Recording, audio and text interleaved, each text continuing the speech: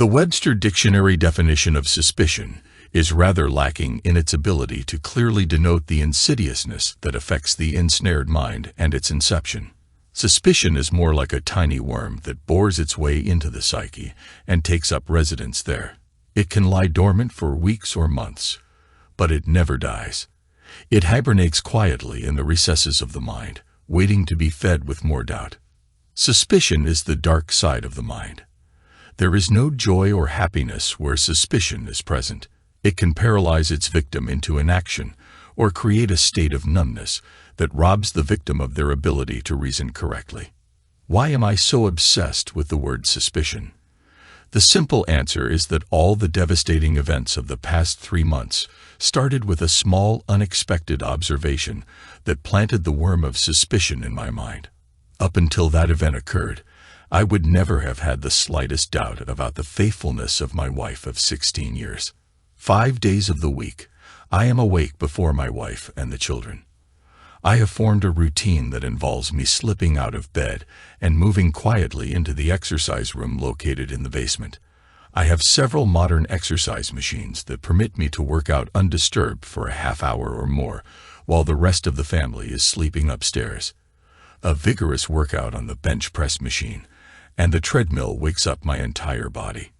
It was a Thursday morning when I woke up a little earlier than usual. Rather than lie in bed for another 15 minutes, I got up and headed down to the exercise room. I finished my workout early and headed back upstairs to shower and get dressed for work. Kathy was not in bed. As I walked into the bedroom, I opened the bathroom door in one quick motion and stepped inside. Kathy was standing there about to put on her bra.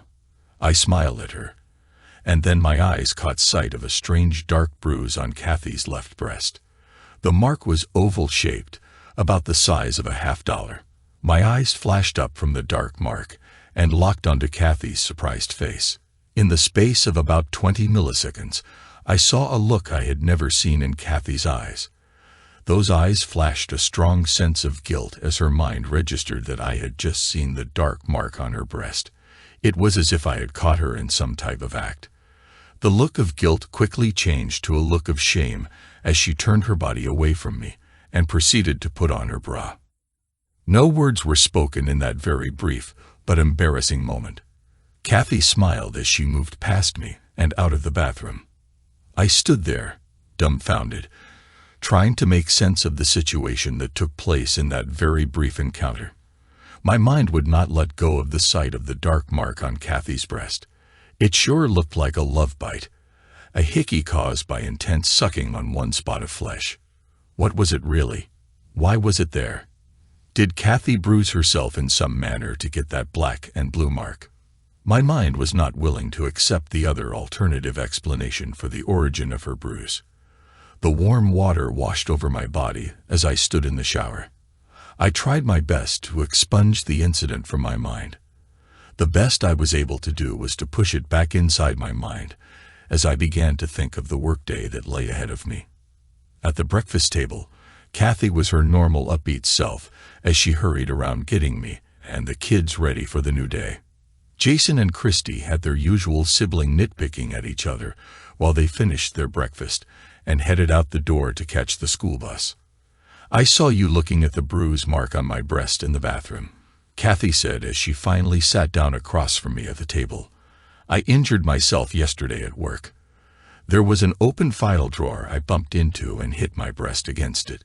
It was really dumb of me, and it left a small black and blue mark." Her face was calm and nonchalant as she shrugged her shoulders, as if to indicate there wasn't anything more to say about the bruise. Normally, I would not have given the matter any more thought except for the momentary look of guilt in Kathy's eyes when I first saw the bruise. It was a look that her explanation could not satisfy in my mind. I just nodded my head and finished eating my toast. We did our usual hug and kiss as I walked out of the kitchen and into the garage. Kathy would leave for work about 15 or 20 minutes after I did. There was a lot on my mind about the customer meeting scheduled for that morning.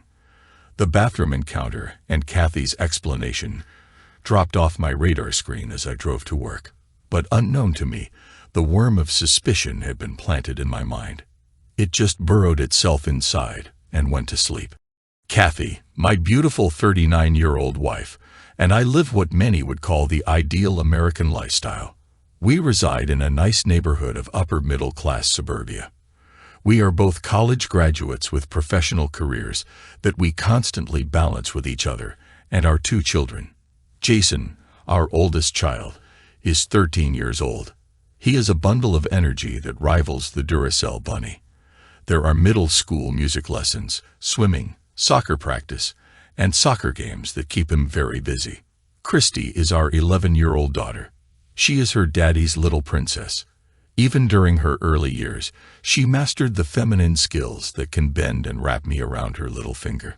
Just like in most father-daughter relationships, I know I am being manipulated, but I am helpless to defend myself when she turns on her sweet charms.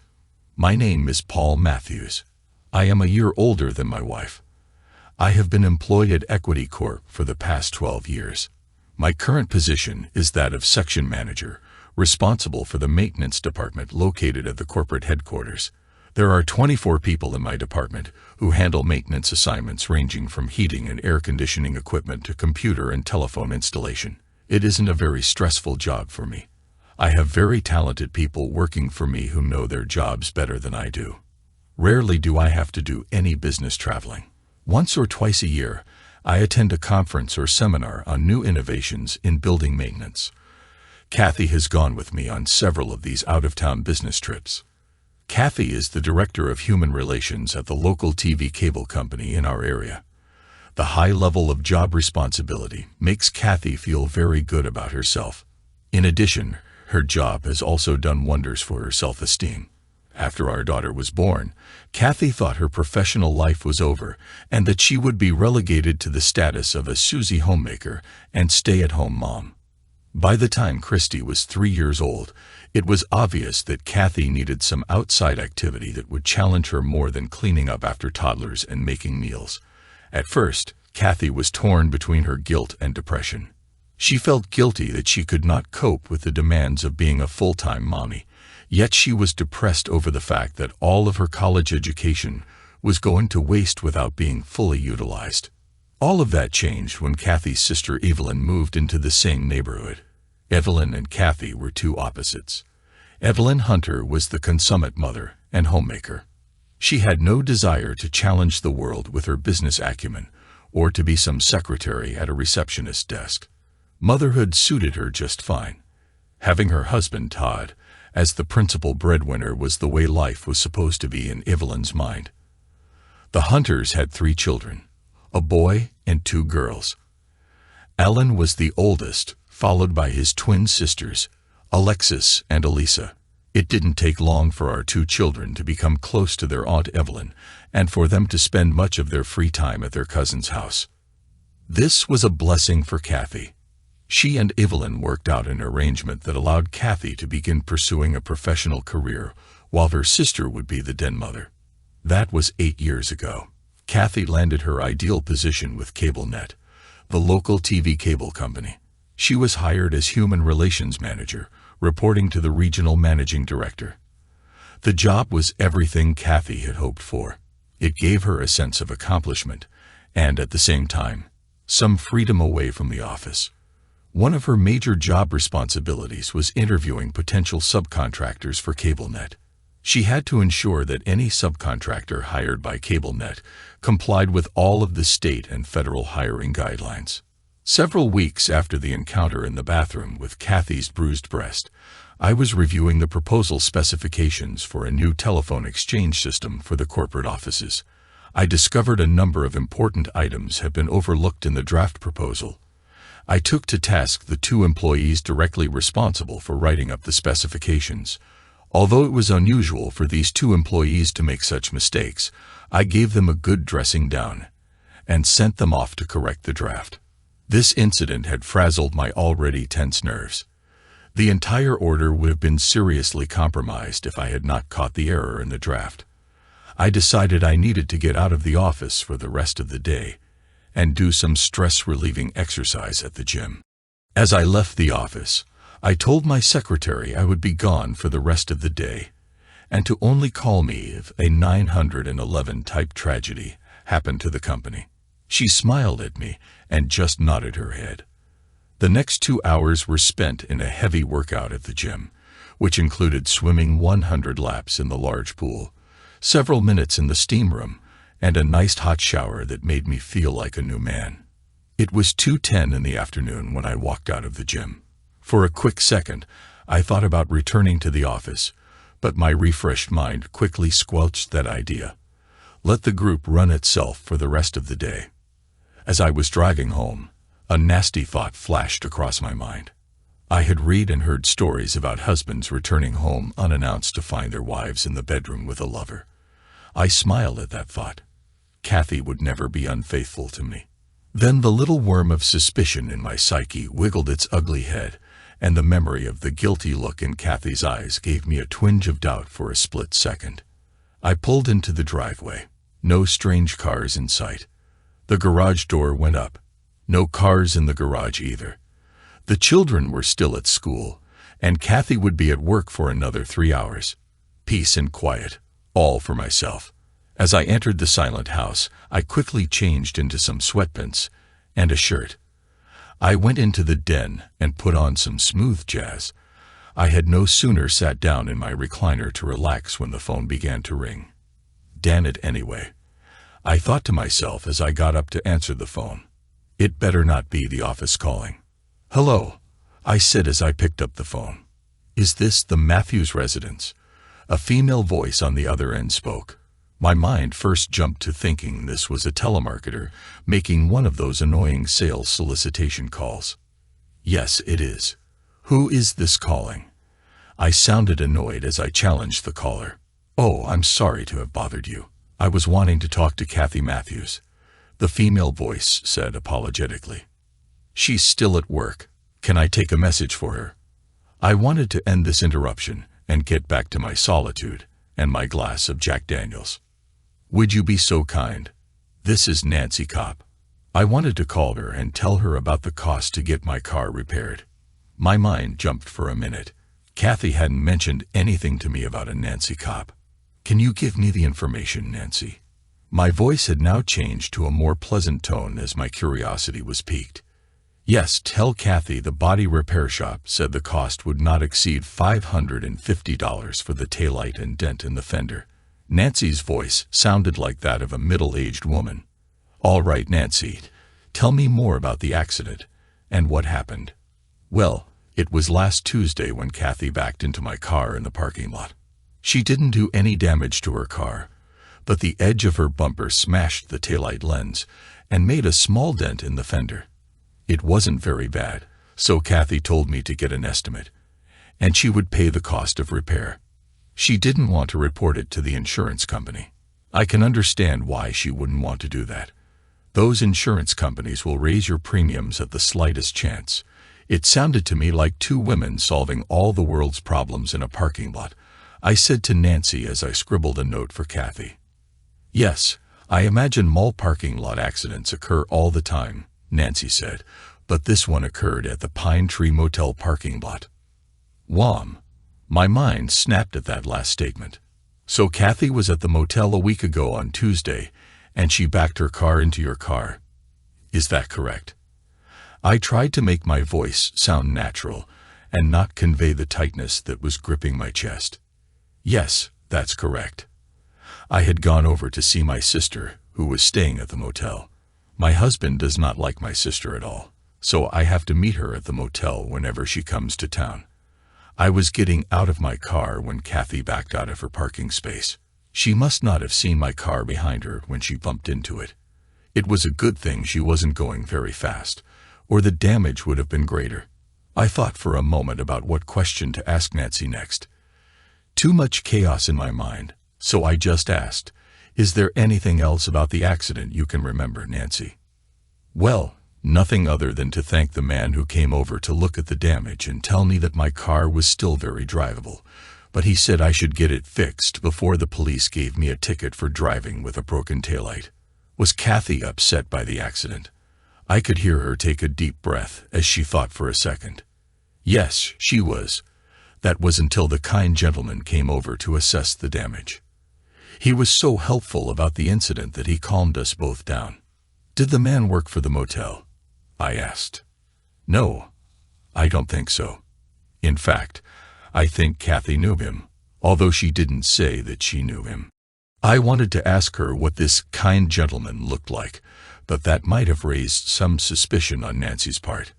She might think she had given me more information than she should have. "Well, thank you, Nancy. I'll give this information to Kathy when she comes home." "Does she have your telephone number?" I gave her my number when she gave me her business card. I asked her for her home number also, which she wrote down on the back of her card, just in case she lost your phone number. "Nancy, could you give it to me again?" She gave me her number, both home and cell phone. "Thank you, Nancy. I'll give this information to Kathy as soon as she gets home this evening." We said our goodbyes and hung up. I sat back in the chair and looked up at the ceiling, my thoughts bouncing around inside my head. What now? What was this all about? Kathy had not mentioned anything about a car accident to me. That was something she would have surely told me as soon as she saw me. Also, why would Kathy be at the Pine Tree Motel on a Tuesday afternoon? The answer could be as simple as her interviewing a new subcontractor at the motel restaurant. There didn't have to be anything clandestine about her being at the motel in the afternoon. I was trying to rationalize this latest bit of unsettling information that had just come to my attention. There could be 100 different harmless explanations for her being at that motel. Still, in the back of my mind, the worm of suspicion stirred once again. Maybe it's the worst possible answer. Maybe Kathy has a lover. How would I ever know for sure? It took 2 more Jack Daniels to calm my nerves. By then, the kids came racing in from school. They gave their usual "hello, Dad," and headed upstairs to their rooms. Christy came down about a half hour later and went into the kitchen to start the supper that Kathy had prepared before she went to work. I was still sitting in the recliner, trying to relax, when I heard the garage door open, and Kathy came in. She walked over and kissed me on the top of my head. "You're home early, Paul. Anything wrong at work?" she asked as she rubbed her hand along my cheek. "Nothing major. I just left early to go to the gym for a workout and a swim. I needed to do some stress relieving." My smile never gave any hint of the turmoil going on inside my mind. Christy shouted out that supper was just about ready to put on the table, so Kathy turned away and went upstairs to change clothes. Supper time was filled with the usual chatter among the 4 of us as we ate and talked about our day. Jason was giving an update on the science project he was working on with his school friend, Ethan. Christy was chattering away about her English class and the book report that was due next week. It was the typical suburban family enjoying each other and sharing the important things of the day. Kathy mentioned that her company was expanding their coverage territory, and that she was very busy lining up subcontractors to help with the cable installations. I sat there taking in all this wonderful chatter, thinking what a wonderful family I was a part of. "What about you, Dad? How was your day?" Christy asked as she gave me her daddy's little girl smile. It was a little more stressful than usual at work. There was a major mistake in the latest telephone specifications. I nearly blew my top at the group. Instead, I gave them instructions on what needed to be fixed, and then I left the office for the rest of the day. I went to the gym for a good stress-busting workout, and then I came home to relax with my loving family. I smiled back at Christy. Tomorrow will certainly be a better day in the neighborhood. I winked at her as she giggled at my remark. I looked across the table at Kathy and then spoke. "Oh, by the way, Kathy, a Nancy cop called this afternoon while I was here. She wanted to let you know that she got the estimate for the damage to her car repaired." Nothing in the tone of my voice gave any hint of my concern. Kathy almost choked on the food she was swallowing. Our eyes locked for a second. There was a surprised look of guilt in her eyes, the same look that appeared when I walked in on her in the bathroom and saw the bruise mark on her breast. Her facial expression was one of shock and instant fear. "She would like you to call her tonight. Her car is at the repair shop, and she wants to talk to you about the cost. The initial estimate is around $550. There was no accusatory tone in my voice as I waited for Kathy to reply. I could see Kathy's mind was working at 100 miles per hour as she formulated a response. She lowered her eyes to look at the food on her plate, but it was obvious she couldn't continue to look me directly in the eyes. "What else did Nancy say about the accident?" Kathy finally asked in a low voice. "Mom had an accident," Jason blurted out, his eyes widening at the prospect of some exciting news. "I guess so, Jason. It seems that Mom backed into this lady's car in a parking lot," I replied, cutting off Kathy's answer. "Gosh, Mom, when did this happen? Was anybody hurt?" It was Christy's turn to jump into the conversation. "Slow down, you two. Give your mother a chance to tell us all about it," I said, trying to hush the children so Kathy could talk. "Did Nancy say anything else about the accident?" Kathy asked. "Not that I can recall. She seemed like she was in a hurry or something," I lied. It was something I had never done to my wife. Was it a little white lie, or was it a lie of entrapment? Kathy seemed relieved for the moment. It was just a minor fender bender in the parking lot. No one was hurt, and there was no damage to my car. The bumper of my car broke the lady's taillight and made a small dent in her fender. That's all that happened. No additional details were forthcoming. I was kind of disappointed. "When did this happen, Mom? Where did this happen?" Jason jumped back in with his questions. "It happened last week Wednesday.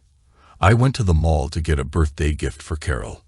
Her birthday was Thursday, and I needed to get a gift for her," Kathy replied in a calm, matter-of-fact voice. "You were at the mall, and you didn't take me." Christy looked at her mom with surprise. Mall shopping, for Christy, ranked up there with having a slumber party with all of her girlfriends. I ran over to the mall at lunchtime. It was a quick in-and-out trip. I got Carol a silk scarf along with a charm for her bracelet, Kathy replied as Christy pouted. Maybe Nancy was wrong about the day. Maybe it was Wednesday and not Tuesday, as she said on the phone. But I don't think she could be that wrong about where the accident occurred. Why did Kathy have to change the location and the day? The suspicion worm burrowed deeper into my conscious mind. That look in Kathy's eyes, the shocked expression on her face. What is going on behind those eyes? What is my loving wife trying to conceal from me? "So, it was no big deal, huh?" Jason said in a disappointed voice. I guess he was hoping for a more dramatic accident. A broken taillight didn't raise his level of interest. "That's right, Jason. No big deal. It's just that Carol's gift is going to cost me more than I really wanted to pay," Kathy said with a soft smile on her face. She seemed to have recovered her composure very quickly. I didn't pursue the issue any further. Later that evening, the children were up in their rooms doing their homework. Kathy had gone off to our bedroom to return Nancy's call. Maybe she wanted to talk to Nancy in private. I didn't question why she needed some privacy for the call. The stereo was playing, and the TV was off as I sat in the den. There was an open book on my lap, and a Jack Daniels in my hand. My mind was in its most analytical mode at this time, slowly and methodically going over the past several months, trying to uncover any more clues or unusual events that might support a theory of infidelity forming in my mind. Nothing, not a single thing, except that bruise mark, during those months would make me suspect anything had changed in our relationship. Our sex life had not suddenly gotten better or worse. Kathy was still the same loving and considerate wife. She didn't dress differently, go on business trips, or have to work late evening hours. So why won't this suspicion in my mind go away? But there was that look in her eyes, twice, a look I had never seen before. Her facial expression of surprise and guilt, for only a fleeting second, could not be explained away. And now, the lying about the car accident. These ugly thoughts were causing my chest muscles to tighten. I told Nancy to have her car repaired, and I would pay the repair shop as soon as the work was done, Kathy said as she entered the room. Her words snapped my mind back to the present. She gave me an inquisitive look, as if she expected me to say something more about the accident. I didn't comment or ask any questions. I'm sorry I didn't mention the accident the day it happened, honey. I was just very tense over the incident and didn't want you to stress over it. I was going to tell you after I got the call from Nancy. It seems you got her call first. I'm sorry I didn't tell you sooner, Kathy said as she sat down on the sofa across from me. I had the feeling there was something she was still concerned about, but she didn't know how to broach the subject. Maybe she found out that Nancy told me where and when the accident really happened. Maybe she was wanting me to question her about the discrepancy in her story. I'm glad you settled the matter with Nancy. I'm glad it wasn't any more serious, was my simple reply.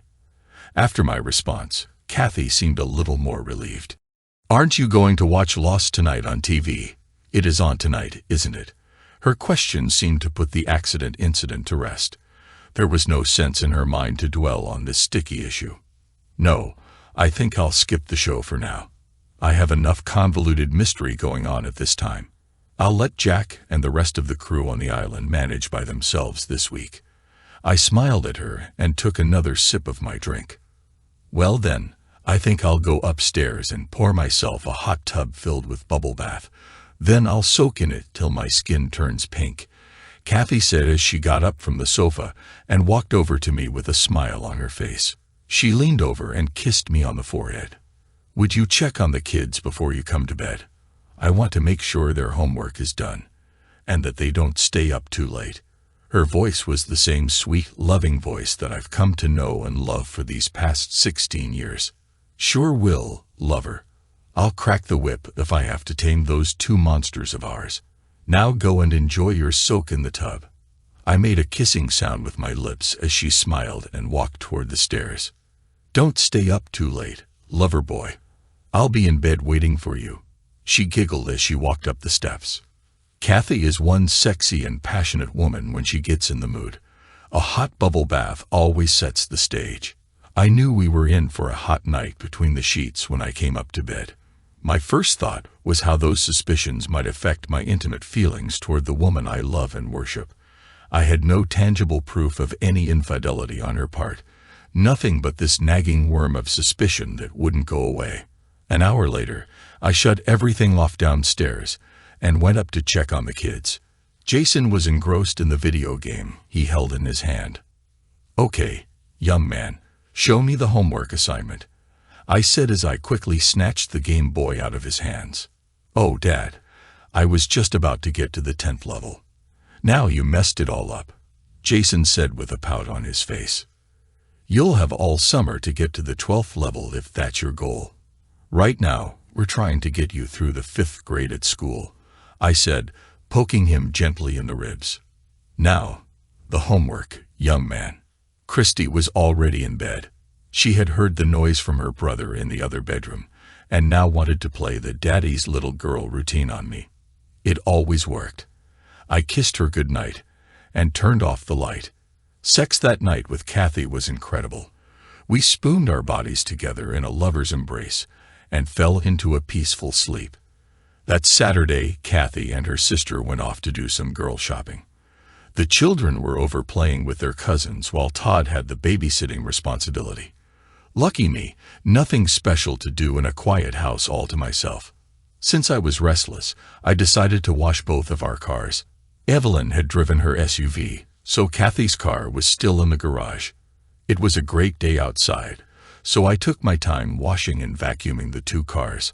I cleaned the carpets and then did the trunks of both cars. While I was vacuuming the trunk of Kathy's car, I saw a small piece of white plastic sticking up from the edge of a wheel well compartment. I pulled back the mat and found a white bag lying on top of the spare tire. When I opened the bag, my heart almost stopped inside my chest. Inside the bag were several intimate apparel items, including a sexy lace bra, panties, a garter belt, and black stockings. The items looked like something a woman would buy at Victoria's Secret. I had never seen these garments before. All the sale tags were removed, so I knew they were not brand new, and they looked like they had been worn before.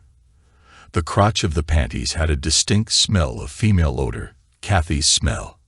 I stood there dumbfounded, looking at a bag full of garments that had only one purpose: Was I holding the smoking gun in my hand? Was this the missing link in the story I had been forcing myself to deny for the past several weeks? I put everything back in the bag and returned it to where I found it. I put away the cleaning equipment and put Kathy's car back in the garage. Anyone who might have seen me at that moment would surely think they were watching a robot or a zombie walking around the cars. I was in a daze. My mind refused to function correctly. Chaos and confusion reigned inside my mind. Finally, I locked up the house and drove to the corner convenience store. I bought a 6-pack of beer and then drove over to the lake. There was a secluded parking place away from the weekend crowd. Sitting back with a cold beer in my hand, I tried to make sense of the events of the past couple of weeks. Until I found the lingerie in the trunk of Kathy's car, all I had were vague suspicions that Kathy might have been unfaithful. Now, with this latest discovery, could there be any doubt of her infidelity? I didn't think there could be any other reasonable explanation. Still, I had no idea what I should do next. Should I confront her immediately, demand explanations and proof of her fidelity, or should I remain silent until I had definite, undeniable proof? But even then, what would I do with the damning evidence? Should I divorce her? My mind, which is usually very good at analyzing problems, was failing me miserably. There seemed to be no win-win solution to the dilemma if, in fact, Kathy had cheated on her marriage. It took several hours to finish the 6th beer. The sun was setting on the horizon across the lake. I felt a slight buzz from the alcohol, but I was far from being intoxicated. I also realized I was hungry and needed to get home. But how was I going to act when I got home? What kind of existence would I have to live to maintain the status quo?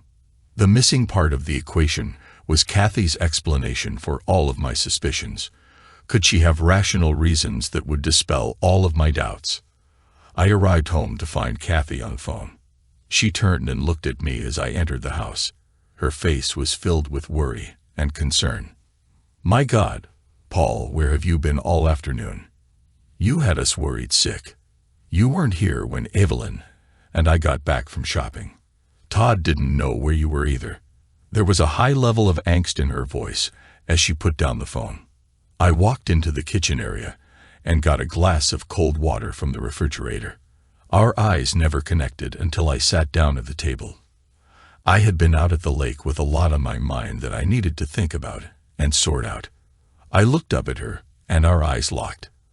I could see the fear in her eyes, fear mixed with anxiety as her mind was trying to process the situation. "What's wrong, Paul? Are you sick or something?" Her words were full of concern but did not convey the dread she was feeling inside. "Yes, you could say I'm sick, but it's not a physical illness. I'm sick in my soul." At that moment, Kathy's stoic demeanor crumbled before my eyes. There was no doubt in her mind that I knew her secret. She slowly sank down onto one of the kitchen chairs. "What's his name? Are you in love with him?" My voice was calm, with no anger or accusing tone. Kathy looked at me, tears welling up in her eyes. "His name is Carl Guring, and yes, I am in love with him." I just sat there looking at my sobbing wife. Her brief confession did not stun me. It did not make me sick to my stomach.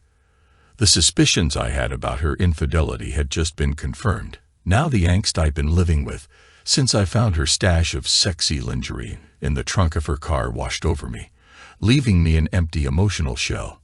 "If you're in love with him, I guess that means the end of our marriage." My voice was still calm.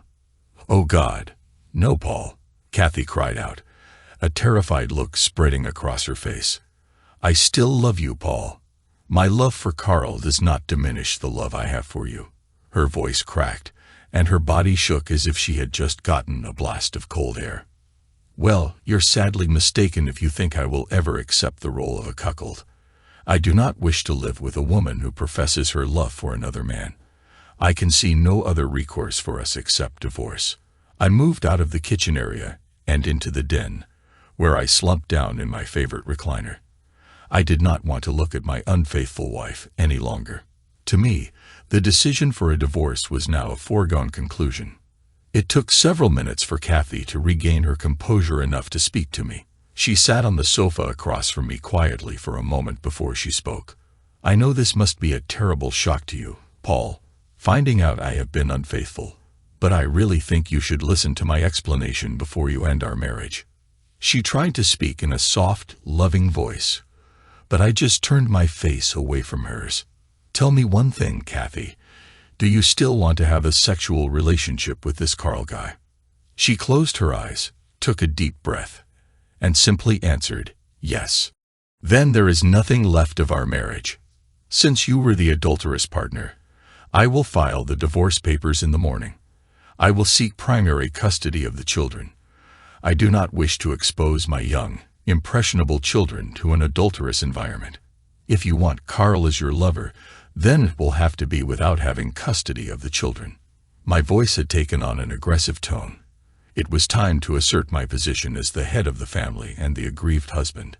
Kathy's infidelity may have wounded my ego, but I was not about to roll over and let her have the children. Please, Paul, don't do this. I told you I still love you. I don't want a divorce, and I especially do not want to have my children taken away from me. Kathy was sobbing and trembling again as the reality of my decision set in. Your I love you statement is a farce when you also profess your love for another man. Your actions speak louder than any of your words. Your actions tell me I'm not the man who can completely satisfy you as a woman. I cannot and will not accept a cuckold position. I hung my head and, in a softer voice, said, I want you to pack a suitcase and leave this house immediately. I no longer want to be in the same house with you. You have lost your right to be a resident in this house. No, Paul, you can't just throw me out like an old shoe. This is my home, my children, and I live here. Kathy was nearly in hysterics as I rose to my feet. I live here. I live here with my children. You are an adulterous woman, and I won't have you living in the same house with us. I shouted at her as my anger rose inside me. Now get your clothes packed and leave this house. I'm going to get the kids at Evelyn's, and when I get back, I don't want to find you in this house. I'll be back in an hour. Don't be here. Tell Evelyn where you will be staying, and I'll see that you get the rest of your belongings. I closed the door behind me as Kathy continued to beg me to reconsider. As soon as I walked into the Hunter's house, Todd could see there was something terribly wrong.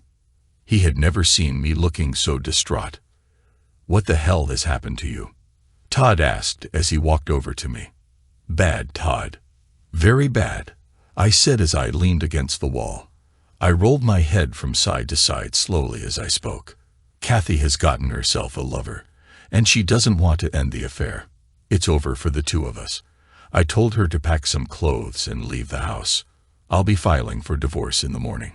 Todd stood there stunned at the words I had just spoken. There was never any sign that our marriage was in trouble, just the opposite. Kathy and I appeared to be the ideal married couple with 2 loved children. Just then, Evelyn came around the corner and saw us standing there in shocked silence. What's going on here? Her eyes moved rapidly back and forth from her husband's face to mine.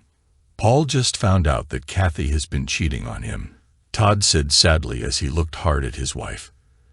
Do you know anything about this? Kathy tells you everything, doesn't she? Evelyn's face could not hide the fact that she knew about Kathy's secret.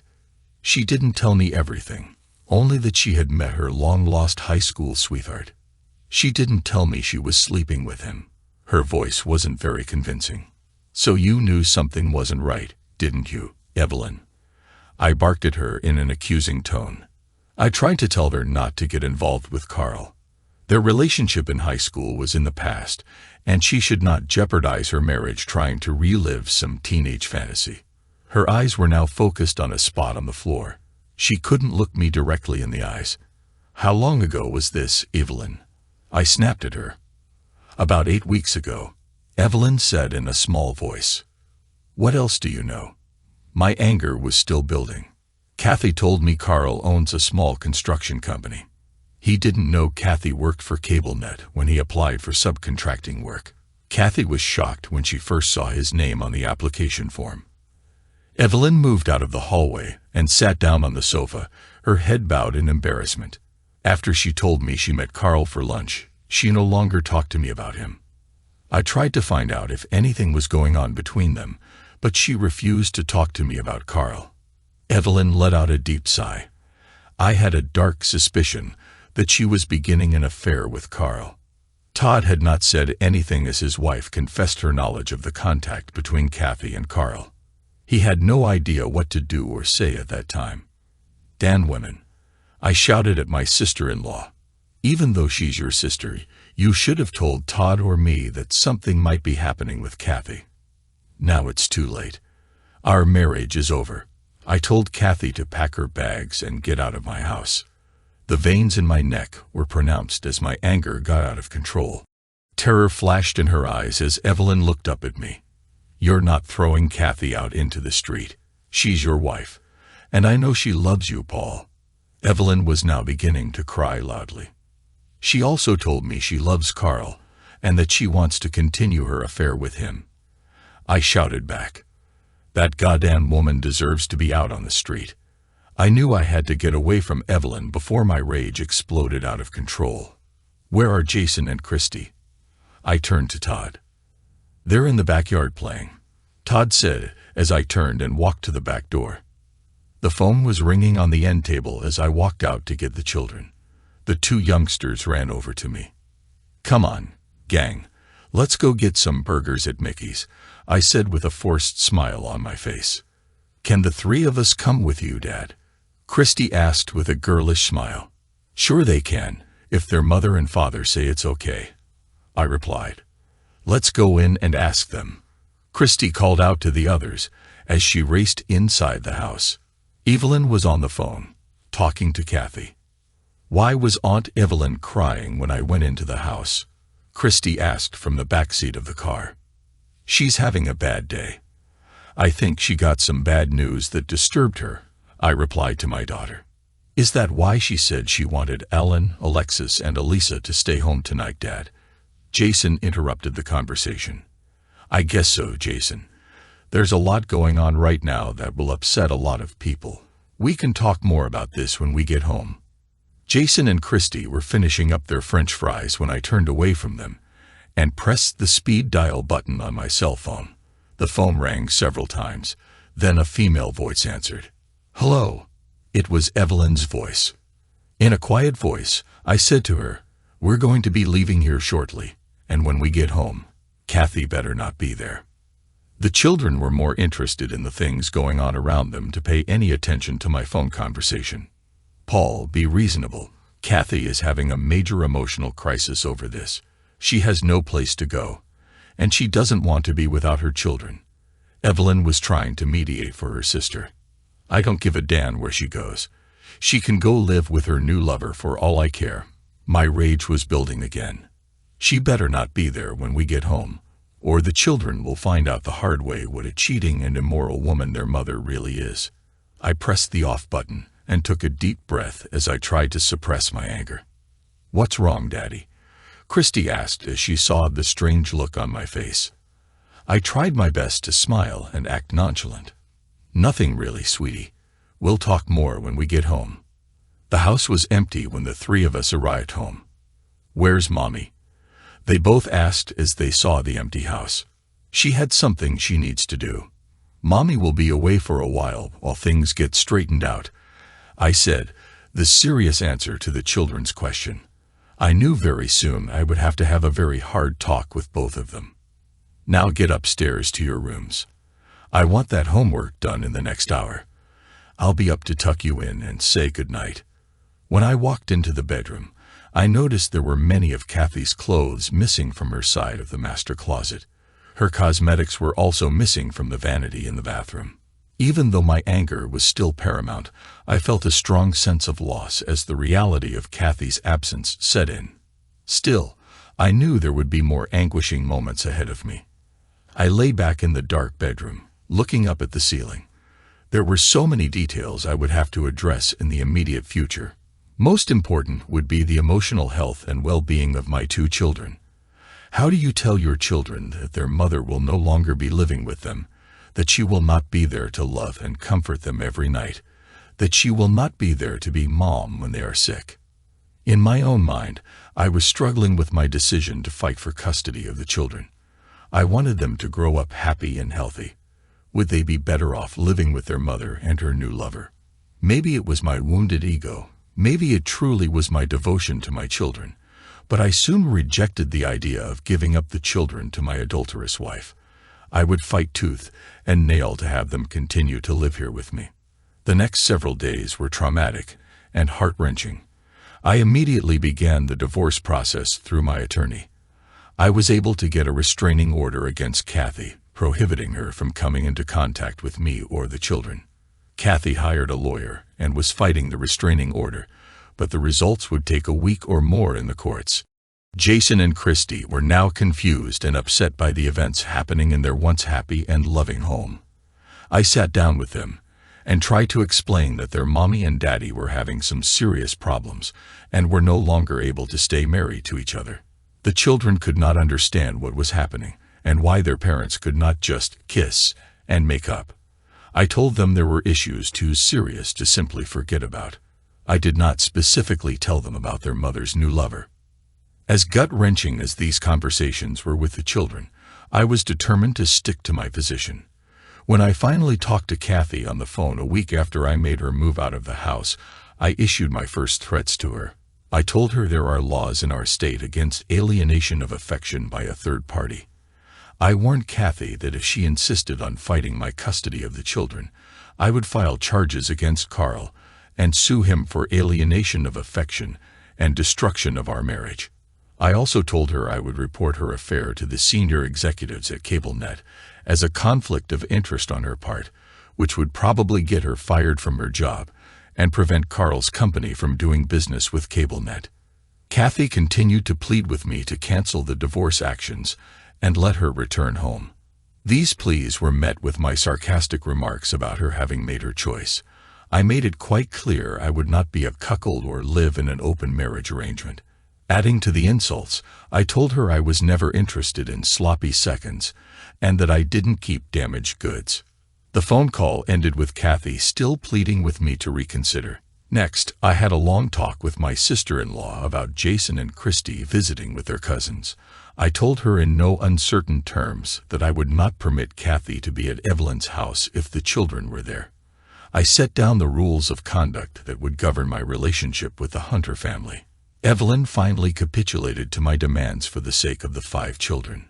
She knew if I restricted or canceled the visits between the cousins, both families would suffer.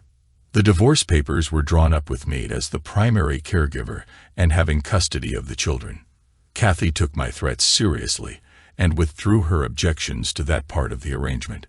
She would have visitation rights every other weekend, provided her lover was not present during those visitations.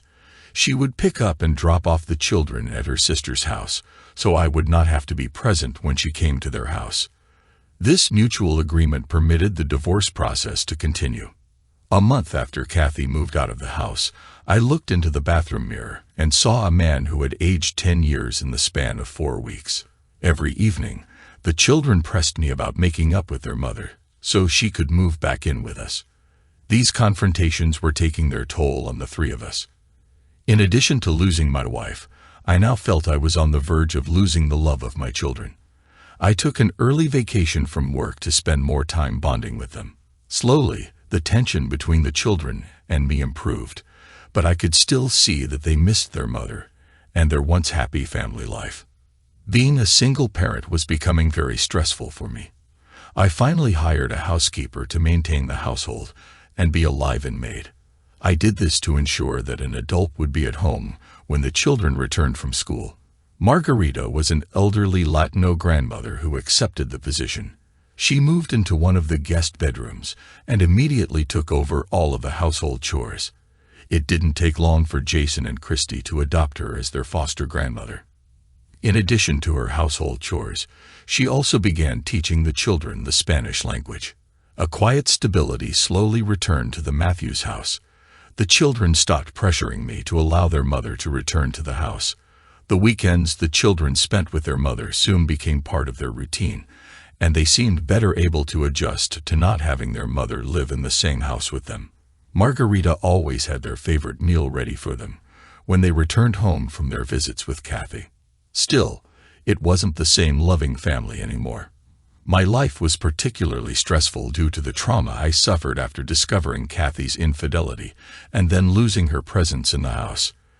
Deep down, I truly missed her love and companionship. I went about my daily routines at home and at work as best I could. At times, my actions were more robotic than those of a thinking individual. There was a huge hole inside my mind and soul. Something very valuable had been ripped from my perfect life.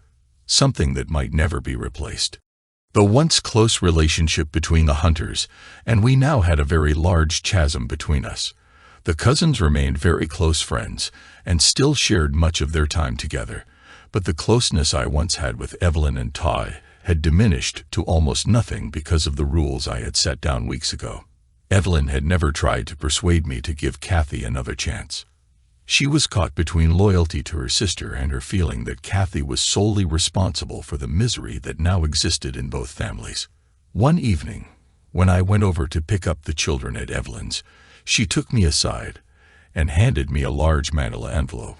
"I know the rules you set down about me getting involved in the marital crisis you and Kathy are having, but I absolutely believe you need to read the letter Kathy has written to you.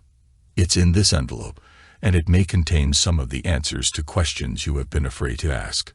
Please don't destroy this letter before you read it, Paul." She handed the envelope to me. I took it reluctantly. "I will not bother you further about this situation. It's between you and Kathy. I only want to plead with you to read the letter before the divorce is finalized. You owe it to yourself." I hesitated in speaking to Evelyn. We both knew she had broken my standing rule about her getting involved. Instead, I just gazed at her and walked past her to retrieve the children. I left the Hunter's house with the children chattering away and with the envelope in my hand. It was several days before I opened the envelope. I had taken it to work, where I kept it hidden. Supposedly, inside the envelope was an explanation and possible confession written by my soon-to-be ex-wife. Do I dare read it? Would the contents of the letter be like salt in the wound and increase my anger toward her? I opened the envelope on the third day while sitting alone in my office after telling my secretary not to disturb me. There appeared to be about a dozen pages in the envelope, written in Kathy's beautiful cursive handwriting. Just seeing her handwriting gave me a sudden jolt to my chest. At first, I thought about feeding those pages to the shredder, but I didn't. Slowly, with tears forming in my eyes, I began to read the first page. "My dearest, loving husband, it is my sincere wish that you read this entire letter before you make your final decision about the future of our marriage. Since we have been unable to sit down face to face and discuss the situation we find ourselves in at this time, my only recourse is to write you this letter and try my best to explain everything concerning this crisis from my perspective. I know that some of what I have to say you may find contradictory and irrational from your point of view. Still, I need at least to do my best to communicate the facts as I see them. First, and most important, I want you to know that I truly love you more today than I did the day we were married. You must believe this fact, even if you doubt everything else I have to say in this letter. These past 16 years have been the best years of my life, and I owe all of them to you and our wonderful children. I truly wish to remain your wife for the rest of my life. Second, you need to know that none of what has happened recently was any fault of yours. You are the most wonderful husband a woman could ever ask for. Nothing, and I do mean nothing, in you or your relationship with me drove me into the arms of another man. You completely satisfied me in and out of the bedroom. What has happened was not due to any deficiency in you. Thirdly, I have no clear explanation of how and why things turned out the way they have. I never, in my wildest dreams or nightmares, could have envisioned a scenario that would bring you and me to this critical juncture in our lives. If what follows in this letter turns out to be disjointed or jumbled, please bear with me. It's a hard story to tell, and I hope I can convey it in a way that helps you fully understand why I'm in this heart-wrenching dilemma and why I'm still begging you not to end our marriage. My story begins during my sophomore year at Crestview High School. I was a happy young girl who was just beginning to blossom into a lovely young woman. It was in March of that year, 3 months before the end of the school year, that Carl Göring transferred to Crestview. Carl's dad was a major in the U.S. Army who was sent to help with the training of the reserve soldiers at the local armory. The Göring family moved into a rental house about 3 miles from the high school in the opposite direction from where I lived. Carl ended up in 3 of my classes: English, literature, and biology. It was obvious from the first week that the school Carl had previously attended was not on par with Crestview's curriculum. Carl was having a hard time keeping up with the rest of the class. One day, on a dare from my best girlfriend Betty, I went over to sit with Carl during lunch period as he was sitting by himself. I guess he was trying to figure out how to break into the school's social scene instead of being seen as an outsider. Carl was a little surprised, and I think, somewhat happy when I asked if I could sit with him. This first lunch meeting was just an introduction, but it ended up that Carl and I had lunch together every day from then on. Betty even joined us most of the time. That's when Carl told us about his dad, his mom, and his little sister, Jennifer. The Göring family had moved around the country and to several overseas locations during the 20 years Carl's parents were married. Such was life for the family of a career soldier. After that first week of lunch meetings, Betty and I began to tutor Carl in the classes he was having trouble with. The 3 of us formed a study group, which helped Carl enough that he graduated a junior grade with a 3.2 average. We were all proud of his accomplishment, yet during all that time, neither Betty nor I actually dated Carl. We were just happy to hang out together and enjoy each other's company. That summer, between our sophomore and junior years, Carl was sent to his grandparents' ranch in Idaho. I was pretty bummed out for those 3 months until school started and Carl returned from Idaho. Even though Carl and I had not been on a formal date, I was beginning to have some very strong feelings for him. I even challenged Betty to see if she was becoming infatuated with Carl, but Betty had her eyes set on a different guy in her class. Before school began in the fall, I knew I would have Carl as my steady boyfriend when he returned. After Carl came back for the fall semester, it was obvious something was wrong in his life. I finally got him to tell me that his father was not happy with his current assignment and was pressing his superior officers to transfer him to an active duty unit somewhere in Europe. The thought of relocating again had both Carl and his mother very upset. Within the first month of starting back to school, Carl and I had our first date. I was on cloud 9. I had someone I was truly falling in love with. You might think it was puppy love or just a teenage crush. But in fact, it was more than that. As Carl and I became exclusive with one another, we found that we were emotionally compatible and that our ideals were very similar. Even though Carl and I were steady dates, we never had sex together. There were some nights parked in his car where some very heavy petting and groping took place, but we never crossed the line. He never fingered me or asked me to touch his genitals. Both Carl and I thought sex was to be saved for marriage. We would often sit in his car, looking at the stars and sharing our various visions of how our life would be after we got married. Carl was adamant that he would not become an army officer like his father.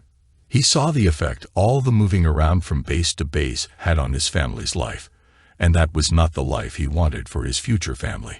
He looked forward to settling down, establishing roots in one town with one woman, and having a house full of kids. The holiday season came around very quickly that year. At least it seemed that way to me.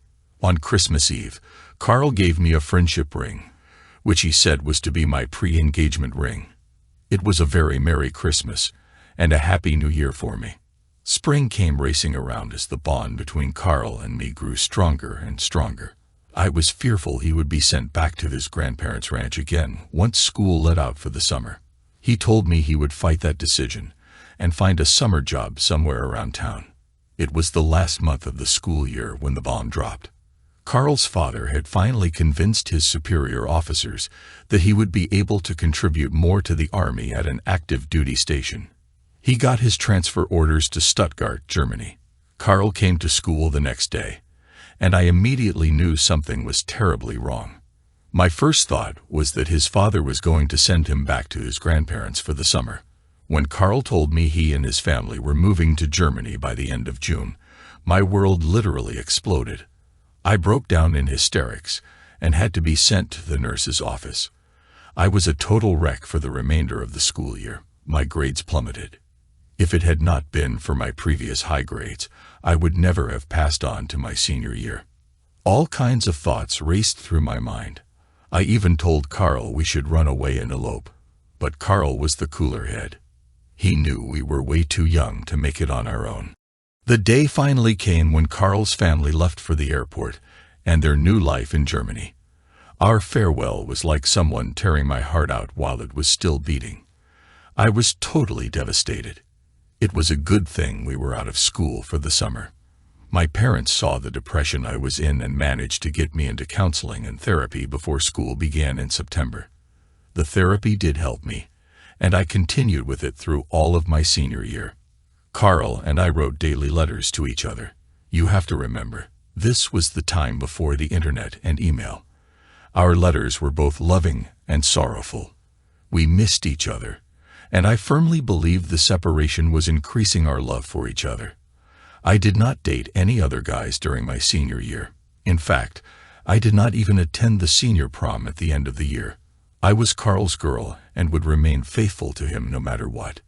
Instead of chasing and dating other boys in my senior class, I concentrated all of my efforts on improving my grade point average and making a high score on my SAT test.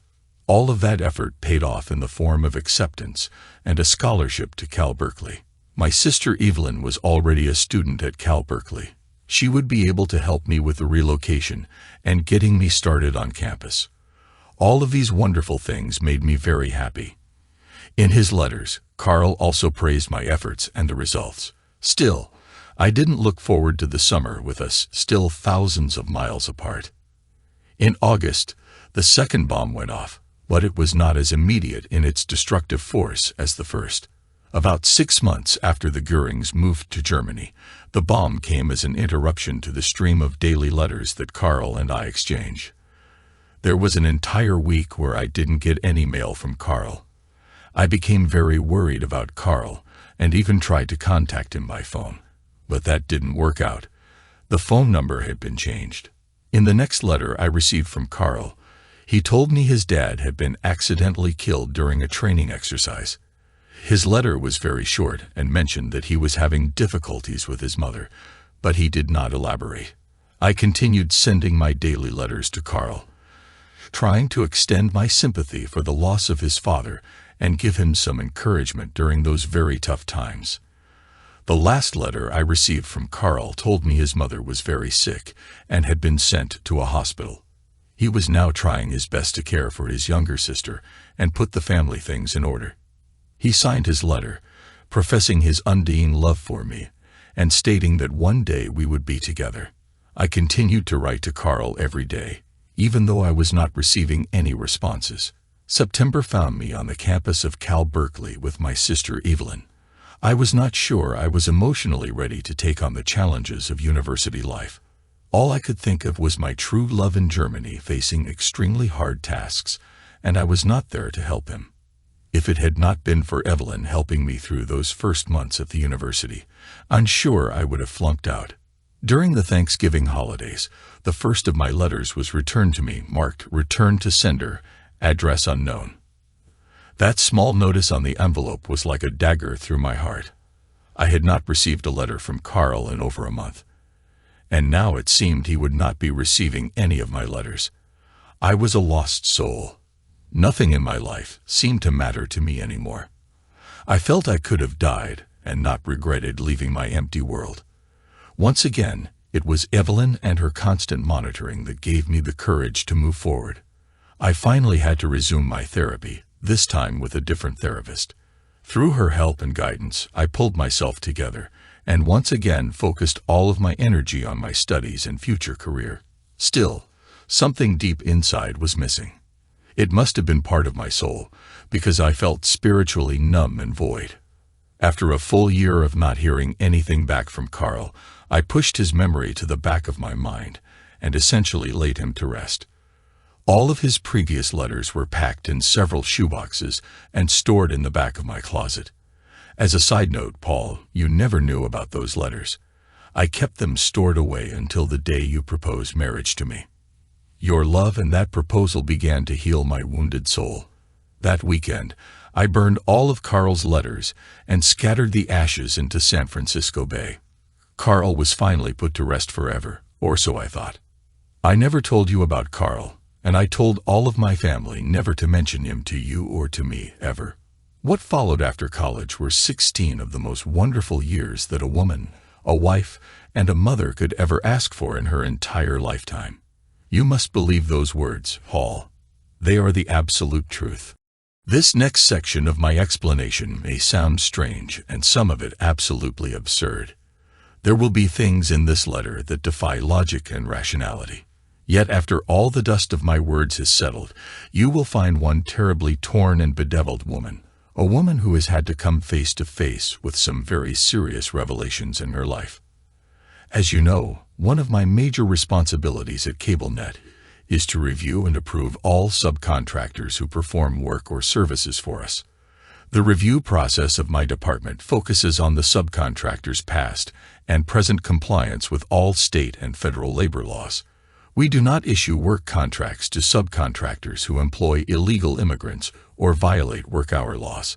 Subcontractors are required to fill out a lengthy application form in order to qualify for a CableNet contract. These applications are screened by 2 of my assistants, and those applicants who pass the initial screening are then sent to my office for my review. It was March 22 when a stack of applications was placed on my desk. There were 6 folders for my review, which I began right after lunch. The third folder I opened was the application form from KG Construction Company. I read the summary page that Loretta, my assistant, had done as part of her initial review. Her summary comments were very favorable for KG Construction, so I began to read the details on the application form. When I got to the section on ownership of the company, it was like I was slammed into a brick wall at 60 miles per hour. Carl Goering was the sole owner of KG Construction Company. I don't know how long it took me to catch my breath after reading Carl's name on the application. My mind seemed to explode inside my head. Confusion reigned supreme inside my shell-shocked mind. Could this person be my Carl Goering? Could this person be the Carl Goering who had professed his undying love for me so many years ago? The rest of that day was a total waste for me. I told Loretta to do some more detailed background checking on KG Construction Company and the owner, Carl Goering. I left work early that day and came home to try and get my mind under control again. I needed you and the children around me to reinforce the loving bond we share as a family. As hard as I tried, I could not entirely push the thought of Carl back into that dark, cold dungeon where his memory had been imprisoned for over 20 years. I remember we had a great family night with the 4 of us chatting and enjoying several games of Scrabble before the children went off to bed. I also remember that we did not make love that night, even though I was in the mood for intimacy. The rest of the week felt like working in a forced labor camp. I drove myself exceedingly hard to keep my focus on the daily assignments. Friday came and went, with Loretta still doing her background check on KG Construction. Saturday and Sunday were totally hectic days for me, on purpose.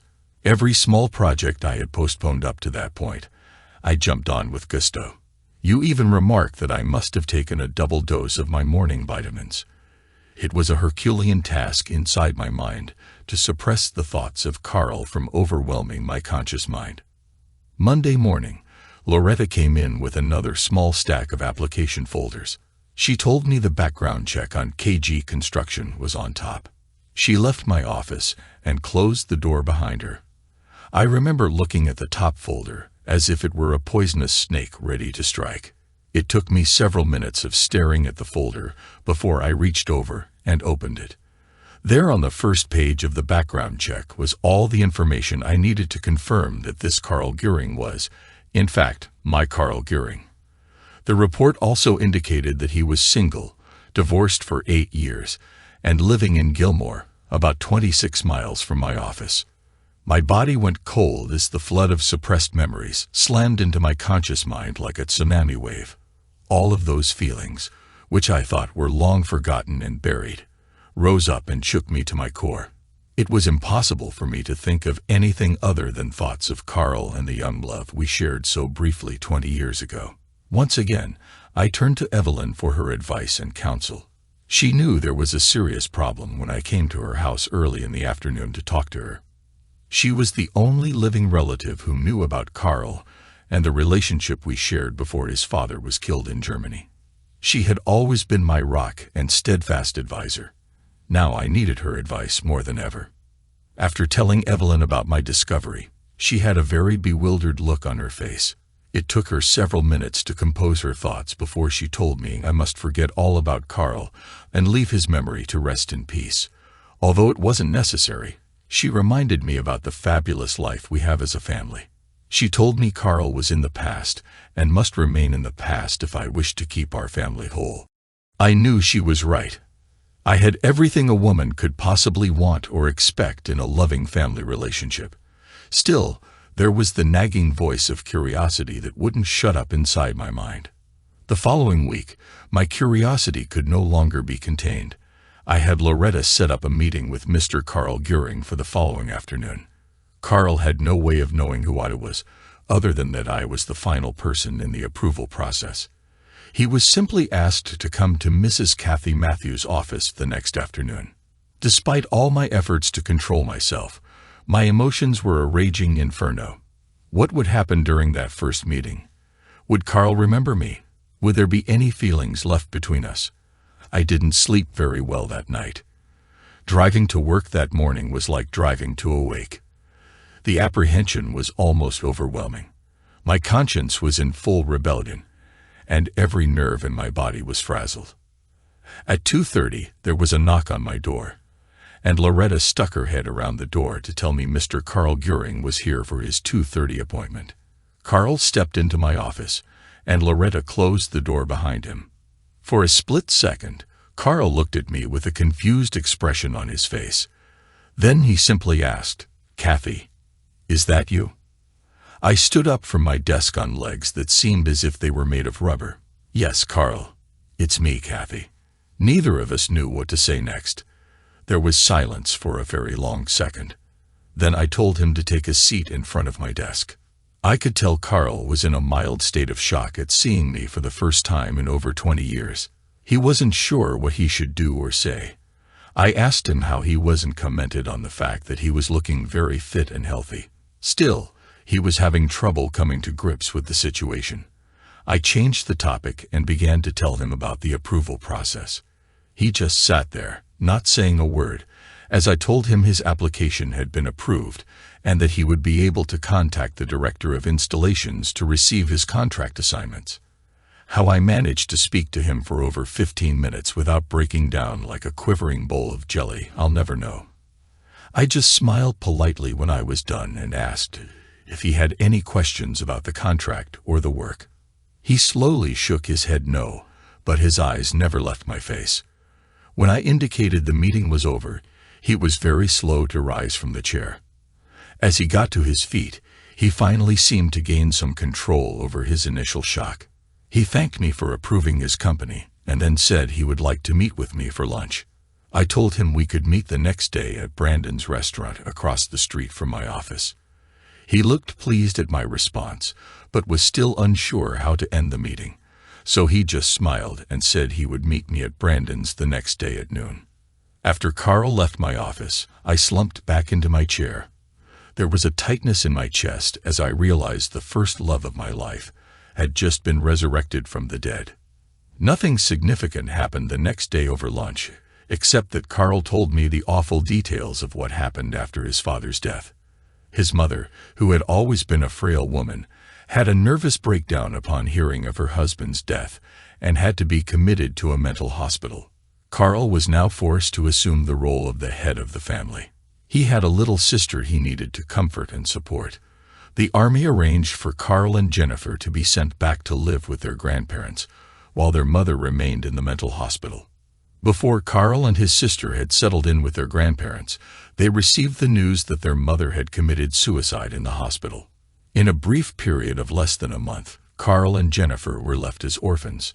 Carl told me his grief, and the burden placed upon him by the deaths of his parents were the major reasons he stopped writing to me. He felt he would no longer be able to uphold the promises he had made. Other more serious demands were placed on him, and he wanted me to be happy and to move my life forward. So he stopped writing in hopes I would find another man to love. At no time during the lunch conversation did Carl make any statements that he wanted to become a part of my life again. He knew I was married and the mother of 2 children. I believe he was sincerely happy for me and for my life as your wife. The lunch ended with a handshake as Carl walked to his car in the parking lot. I went back to my office and tried to get on with my daily work. Unfortunately, those early memories would not go away, as much as I tried to push them into the background. Evelyn continued to advise me not to see Carl again and to forget about him. I never told her about my meetings with Carl. I guess I was too ashamed to admit my infidelity, Paul. I really did try to follow Evelyn's advice. For over a week, I wrestled with my internal demons. The following week, I finally gave in and called Carl, asking if we could meet for lunch again.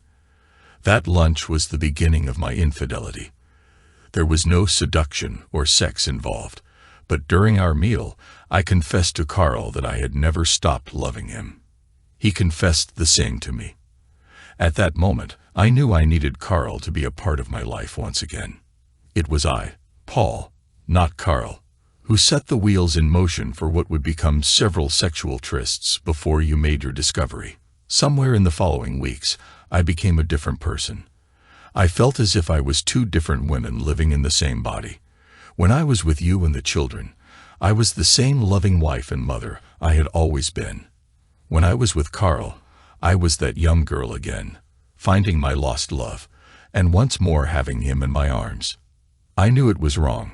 No excuses, no defense for my actions. All I can truly say to you, Paul, is that my love for you has never diminished. Contrary to many stories you may have read, there was never any competition between you and Carl in my mind. You were my husband, and he could never be my husband. Those were my thoughts during those days of confusion and turmoil. Never, and I mean never, did I ever consider leaving you for Carl. All I can hope for at this juncture in our lives is that you will reconsider your decision to proceed with the divorce. I do not want to be the ex-Mrs. Paul Matthews. I want to remain your wife and live together as we have since we were married. But as much as I would like to promise you that I will never see Carl again, I would only be lying to you. Carl is back in my life, and I don't want to lose him again. This is not the way marriage is supposed to work, my darling husband, but I cannot help how I feel. Now, it is my wish that we can somehow come to an arrangement that allows us to live together as the family we have always been, while accommodating my dual life. If you can find it within your heart to meet with me, maybe I could better explain my feelings and answer any questions you may have. But my darling husband, I desperately want to remain your loving wife. I love you now and forever. Your loving wife. I sat there with the letter in my hand. I now knew more about Carl and Kathy than I had before, about their past relationship. It may have been a lost, unfulfilled teenage romance for Kathy and Carl, but I would not be a part of its fulfillment. Kathy's letter was a true confession, but it changed nothing in my mind. I knew now there could never be a full reconciliation between us. She once again told me she needed Carl to be part of her life. There was no way I could be a part of that arrangement. I put the letter back in the envelope and filed it away for some future date when I would let Jason and Christy read it and understand why their parents divorced.